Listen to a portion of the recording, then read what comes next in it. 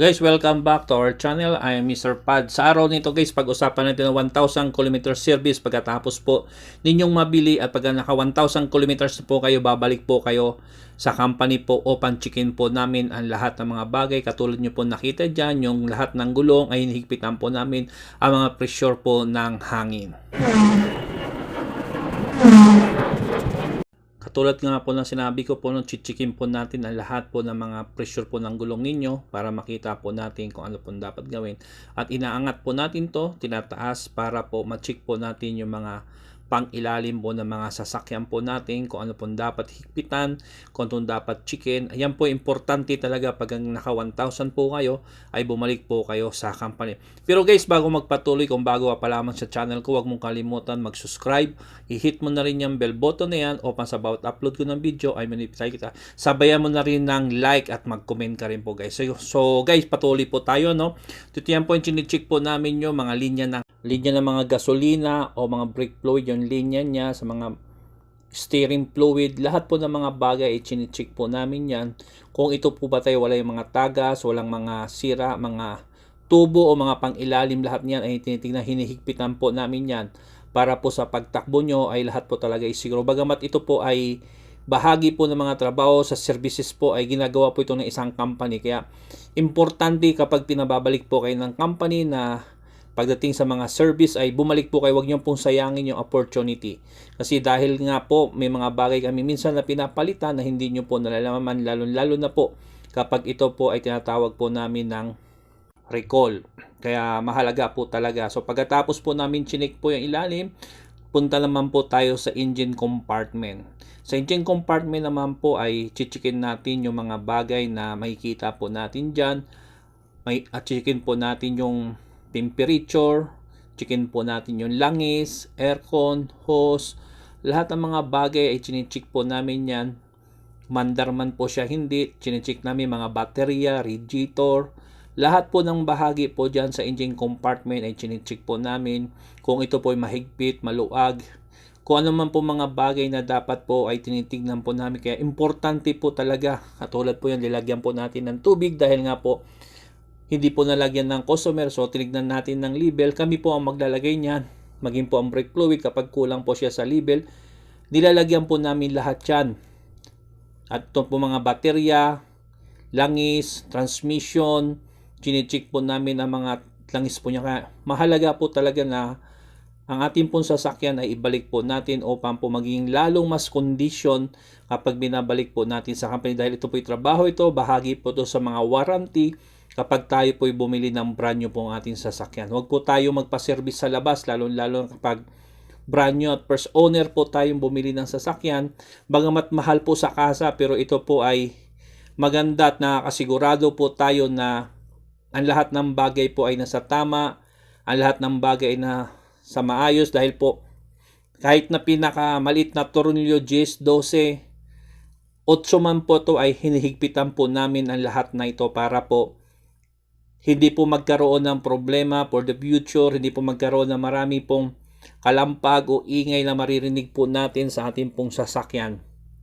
So hinihigpitan po namin lahat po ng mga bahagi, kaya napakaganda po na pinibigay po ng casa kapag tayo po bumili po ng sasakyan po ng brand new, kaya ibalik po natin sila sa casa po. Katulad po ng sasakyan pong ito na binili ng customer, naka 1,000 na po siya, bumalik na po siya dito, kaya po atin po siyang chin. Bagamat po ito po lahat ay wala po kami makikitang problema, pero ito po ay bahagi po ng service po ng inyo pong sasakyan. Hindi lamang po siya sa 1,000, maging po sa 5,000, 10,000, 15,000 hanggang po matapos po yung warranty. Chine-check po namin lahat po yan, yung mga tubo dyan, yung mga pump belt, lahat po yan, chine-check po namin yan. Naging po sa loob po ng ating pong sasakyan po ay chine-check po natin yan, yung dashboard, instrumental panel, chine-check po natin yan, aircon, switch, lahat naman po yan makikita nyo. Kaya nga po mahalaga po talaga, napakalaking importante na pag nadala nyo po sa amin, lahat po yan amin po chine-check. Mga transmission man po natin, lahat ng complaint po ninyo ay ginagawa po namin yan. inaayos bago po namin yan binabalik po sa inyo. Katulad nyo makikita tong video na ito, at ito po ay makakatulong sa iyo lalo na kapag bago po ang iyong sasakyan guys. Kasi kami mga technician po na dumaan po kami sa mga training, kaya alam po namin kapag pumasok po ang isang sasakyan kung ano po yung mga chine-check namin, kung ano po ang mga tinitignan namin, lahat po yan tinitignan po namin, lahat ng kalitliitan. Kaya nga po pag nagpumasok po tayo sa casa po bilang isang pong technician na nagtrabaho po ng mahabang panahon po sa casa, ay talagang sinisigurado po namin ito na kapag amin pong nire-release ito, binibigay na po sa customer pagkatapos po ng service, ay sinisigurado po namin malinis, maganda, at ang customer po ay talagang masasatisfy siya sa kanya pong sasakyan. Makikita niya na halos almost perfect, sabi nga ni Tulpo, 9999.999. Ganyan po yung sasakyan na binabalik po namin kapag nagpa-service po kayo ng 1,000 service po. Kaya po guys, kung mayroon ka, wag mong kakalimutan bumalik sa casa po. Kasi kung ano man po nakikita namin, lahat yan malit na tubo, hose, na kinagat ng daga, ay pinapalitan namin yan. Lahat ng mga tubig, lumalabas po sa wiper, blade, lahat po ng mga under warranty po ay amin po yung pinapalitan, inaayos.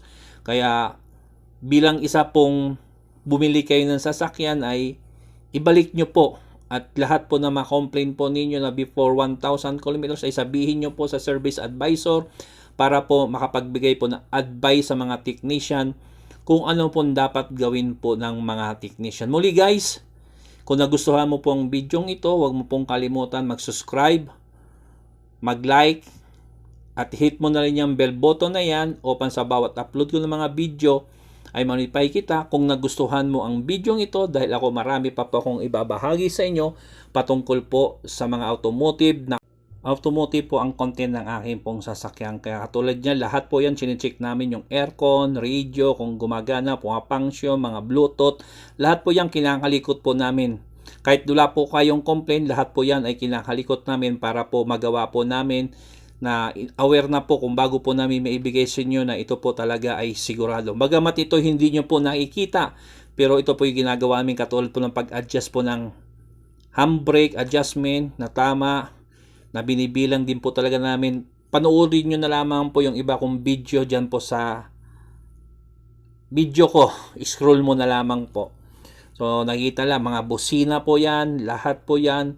Ito pong seatbelt, chine-check po namin kung gumagana, kung hindi. So maraming salamat guys sa patuloy nyo pag panonood ng aking video. Maraming pong salamat, at sa muli po ng ating pong pagkikita sa aking pong next na video po. Salamat po guys. God bless you.